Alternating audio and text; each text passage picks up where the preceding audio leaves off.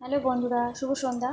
তো আমি আমার স্টাইলে তড়কা করতে চলে এলাম একটু রুটির সাথে খাওয়ার জন্য। তো চলো তোমরা দেখতে থাকো। আমি তেলের মধ্যে জিরে সম্বার দিয়ে দিয়েছি, আর জিরেটা লাল লাল করে ভাজা হয়ে গেছে। এবার আমি কেটে রাখা এই যে পেঁয়াজ কুচি, টমেটো, রসুন, লঙ্কা, আদা সব কিছু দিয়ে দেবো।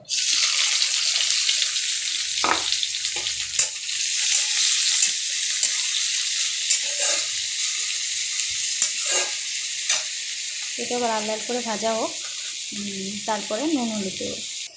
তো এই যে ফাইনালি একটু ভাজা হয়ে গেছে। এবার আমি অল্প পরিমাণ লবণ আর অল্প পরিমাণ হলুদ দিয়ে এবার একটু নাড়াচাড়া করে নেব।